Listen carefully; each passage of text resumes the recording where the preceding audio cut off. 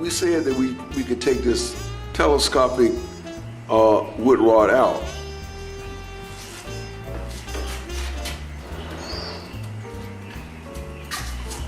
It's a little short, but you know. Yeah. Now, what can we do? We can put a longer wood rod in. Now, see, this is what we took out, and this is what we're going to put in. You know? So you can see how short that one is, and you can see how long that one is. Now, why would we want to put a long wood rod in? You know, why is that? Whoa. Why would we want to put a long wood rod in? Well, if you're going a long distance, you want to take advantage of everything that's out there in the water. And normally this is what happens. Say you're using a canoe, a kayak technique, you know. But on a short a platform like this, you know, every time you go here, the thing goes swing like this and swing like that. You know, you swinging this way and it's swinging that way, and every time you swing this way, you know, the thing will swing that way, and every time you swing this way, it'll go that way, and you swing this way, it'll go that way.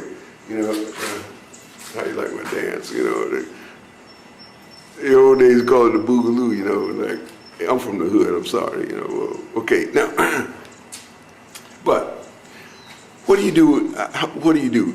You can artificially extend your water shoes by running a long tube, a long dowel rod in your telescopic aluminum housing, and put a plate on the end.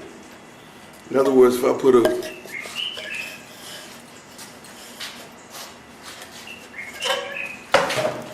stick this in with a plate on the end.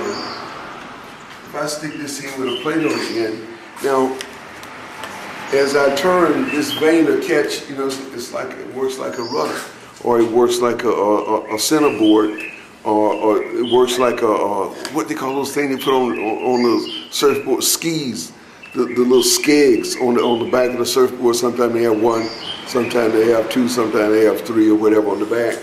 You know, and it prevent this wobbling. You know, so if this is down in the water coming off of your wood rod, it'll prevent and reduce this swaying. So now what's going on? More of your effort is pushing your water shoes forward, because instead of going like this, and the thing now it's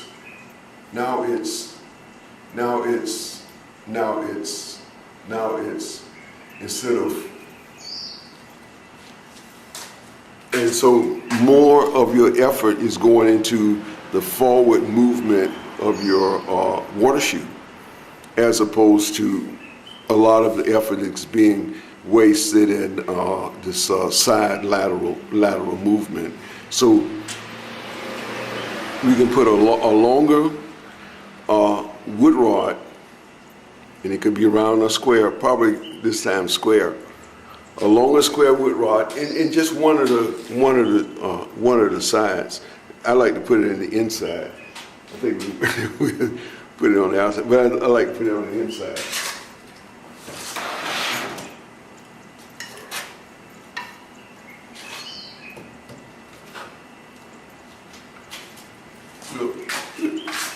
We'll stick that back in there, you know.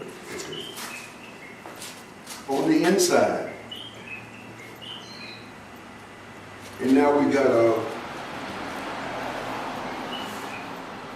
a flap, we got a blade, on the back. Whoa, we got a blade on the back. And so what does that do? That it don't eliminate, but it reduces this side movement of, you know, you're wasting a stroke. You're going this way and the thing is sliding this way. You're going this way and sliding this way. But put this vane in, or skag, or in, now the thing will stay more or less straight. Now, in the regular canoe and kayak, what they had done is make the kayak longer, and so it reduced this side movement. But you got to carry it on top of your car. But with the water shoes, we can artificially make this adjustment by artificially putting a stick out, or a spree, or a starboard spree out, and act as a rudder, act as a fixed rudder. And so now when I go like this, I'm more stable. And I can also drop a centerboard in. I can also use this as a centerboard.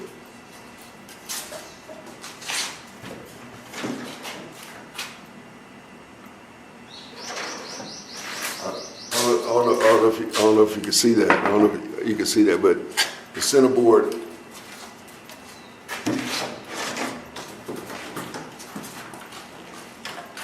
you turn it sideways and you can see that. I slide my centerboard in. No contrast. Slide my centerboard in. Slide my centerboard in. And I can adjust this. I can adjust this as needed. And when I'm talking about my centerboard, we could talk about other things. A sail, a bowsprit. I could take my long stick, slide it in, and I could run a sail off of my bowsprit, a jib sail. It runs out, and then I drive it up and becomes a bit of a sail or whatever. Now, personally, I don't, and this is for the people that do sail. So now, if I sail, I sit down, I put my little sail up. I mean, it's a little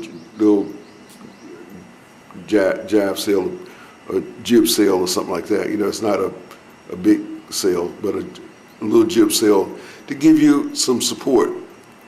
You're going a long ways, and paddling is great, but over a period of time, it gets a little exhausting. But you got the wind, use the wind, and this is what the ninja would do. Use whatever I got. So now I'm sitting down. I sit down and I put my sail up. The wind die down. I drop my sail and use my kayak. I look at the current, look at other things, and all this stuff. So we talk about at least two things: a vane and a sail. Now, of course, you can also use sail kites.